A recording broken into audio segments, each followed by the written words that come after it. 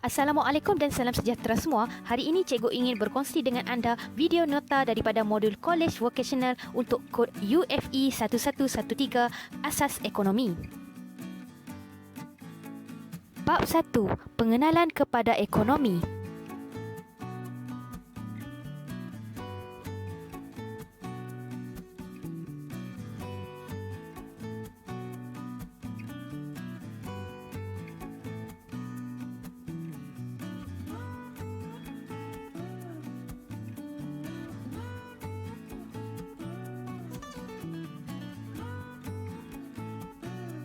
Definisi ekonomi.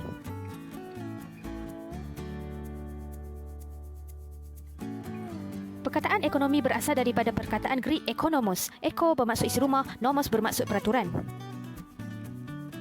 Ahli ekonomi Inggeris abad ke-19 Alfred Marshall menerangkan ekonomi sebagai satu kajian manusia dalam kehidupan sehari-harian.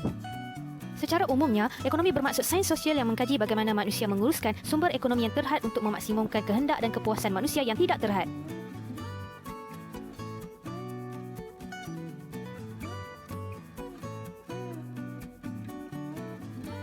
Sumber ekonomi. Tanah. Alam semula jadi dalam tanah, atas tanah dan dalam lautan. Penawaran terhad bergantung kepada berapa banyak sumber yang ada atau tinggal. Ganjarannya ialah sewa. Contohnya ialah bahan-bahan galian, minyak, hasil laut dan khazanah hutan.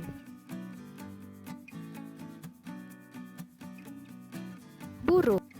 Tenaga kerja secara mental dan fizikal yang digunakan dalam proses pengeluaran. Buruh mempunyai mobiliti tempat dan kegunaan. Ganjarannya ialah upah. Terdapat dua kategori iaitu buruh mahir dan buruh tidak mahir. Modal.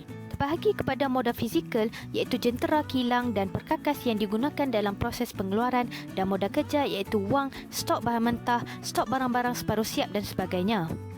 Merupakan sumber kekayaan yang diciptakan oleh manusia iaitu boleh bertambah atau berkurang dengan mudah. Ganjarannya ialah faedah kadar bunga. Usahawan. Penggabung sumber ekonomi yang lain seperti buruh, modal dan tanah. Berperanan sebagai perancang, penyelaras, pemimpin dan mengawal aktiviti firma. Menanggung risiko. Ganjarannya ialah untung. Secara ringkasnya, usahawan adalah penggabung tanah, buruh, modal untuk pengeluaran barang dan perkhidmatan yang diagihkan kepada pengguna dan memenuhi kehendak yang tidak terhad. Masalah ekonomi. Pertama, kekurangan. Ekonomi sedia ada terhad untuk memenuhi kehendak manusia yang tidak terhad. Barang atau perkhidmatan hanya memenuhi sebahagian daripada kehendak manusia. Apabila barang kurang, nilai ekonomi barang itu tinggi. Kesan, sesetengah pelaku ekonomi tidak dapat menikmati barang atau perkhidmatan di pasaran. Kedua, pilihan. Masalah kekurangan menyebabkan pengguna terpaksa membuat pilihan. Melibatkan pembuatan keputusan tentang kehendak yang perlu dipenuhi terlebih dahulu. Apabila pilihan dibuat, agihan barang dan perkhidmatan dan pengeluaran barang atau perkhidmatan lain terpaksa dikurangkan. Ketiga, kos lepas.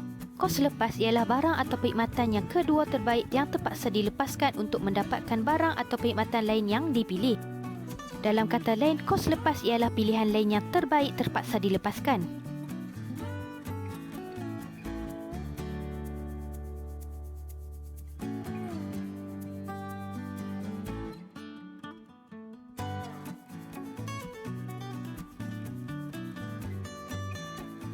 Pertama, apa yang hendak dikeluarkan?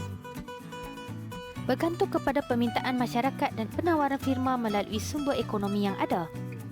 Menentukan corak peruntukan sumber ekonomi bagi memastikan barang dan perkhidmatan yang dikeluarkan dapat memaksimumkan kepuasan pengguna, memaksimumkan keuntungan pengeluar dan memaksimumkan kebajikan rakyat. Kedua, berapa yang hendak dikeluarkan? Merujuk kepada kuantiti barang yang hendak dikeluarkan dalam ekonomi. Bergantung kepada permintaan dan penawaran rakyat. Permintaan tinggi akan menyebabkan kuantiti barang yang hendak dikeluarkan banyak dan barang lain kurang dikeluarkan kerana masalah kekurangan sumber ekonomi. Ketiga, bagaimana hendak dikeluarkan? Merujuk kepada teknik atau kaedah yang digunakan untuk pengeluaran sesuatu barang. Terdapat dua kaedah utama iaitu buruh intensif menggunakan tenaga buruh yang lebih banyak serta modal intensif menggunakan modal yang lebih banyak dalam proses pengeluaran. Firma akan menentukan teknik pengeluaran yang paling cekap untuk meminimumkan kos pengeluaran dan memaksimumkan keuntungan. Keempat, untuk siapa dikeluarkan? Pengagihan barang dan perkhidmatan bergantung kepada corak agihan pendapatan dan jumlah pendapatan dalam ekonomi berkenaan. Golongan berpendapatan tinggi akan menikmati barang atau perkhidmatan lebih tinggi daripada golongan berpendapatan rendah.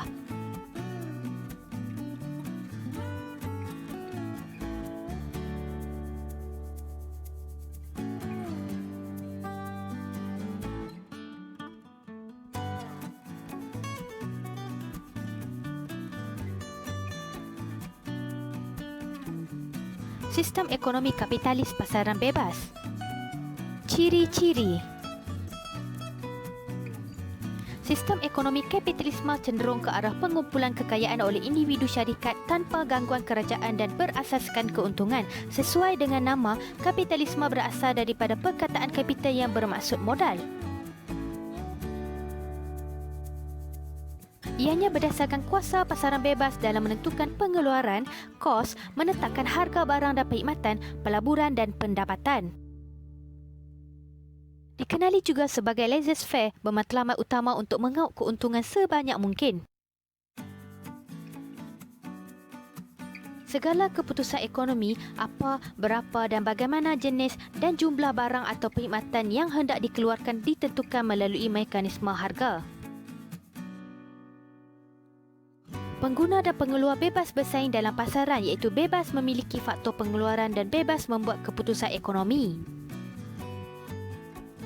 Pengguna bersaing untuk memaksimumkan kepuasan.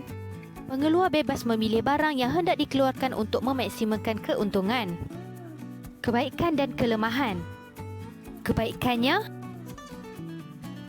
1. Mekanisme harga berfungsi secara automatik.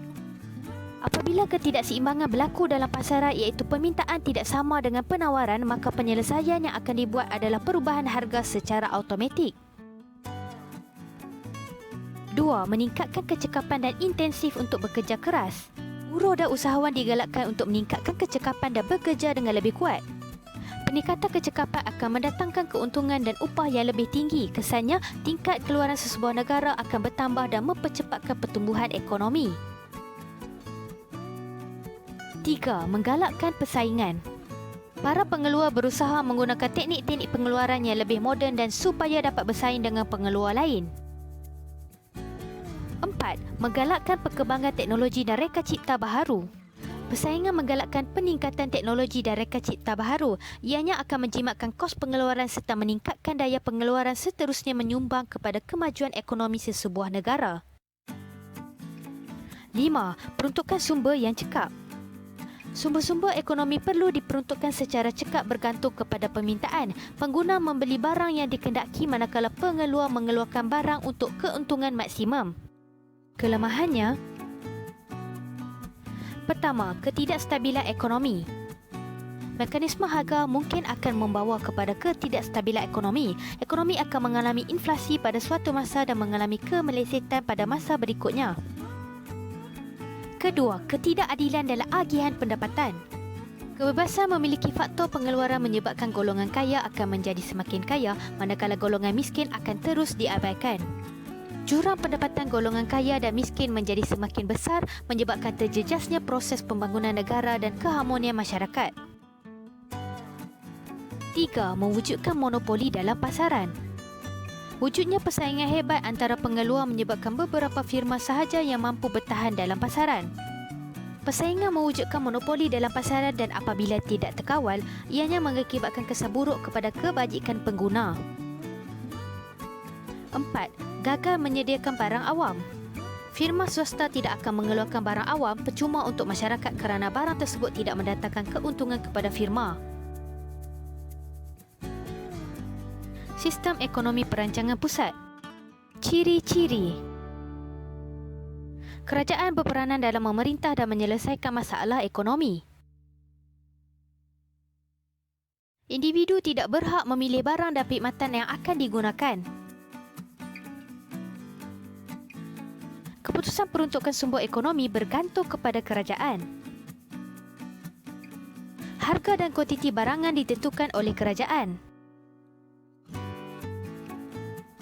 Tidak wujudnya persaingan atau monopoli dalam ekonomi. Pengeluaran barang bertujuan untuk memaksimumkan kebajikan masyarakat. Kebaikan dan kelemahan. Kebaikannya, agihan pendapatan dan kekayaan yang setara. Guna tenaga penuh tercapai. Wujud kestabilan ekonomi. Kebajikan masyarakat diutamakan. Kelemahannya, tidak ada kebebasan memilih pekerjaan. Keagungan pengguna tidak wujud. Pilihan terbatas. Melemahkan daya usaha masyarakat. Sistem ekonomi campuran. Ciri-ciri. Ekonomi campuran di antara sistem ekonomi kapitalis atau sistem ekonomi bebas dengan sistem ekonomi terancang pusat atau kerajaan. Pihak swasta dan kerajaan boleh memiliki faktor pengeluaran dan membuat keputusan ekonomi. Pengguna dan pengeluar bebas membuat pilihan. Harga ditentukan dalam mekanisme harga dan wujud kawalan oleh kerajaan. Pengguna dan pengeluar bebas bersaing dalam pasaran serta kerajaan akan memastikan persaingan yang adil. Pengguna ingin memaksimumkan kepuasan, pengeluar ingin memaksimumkan keuntungan, kerajaan ingin memaksimumkan kebajikan rakyat. Kebaikan dan kelemahan. Kebaikannya, menyediakan barang awam.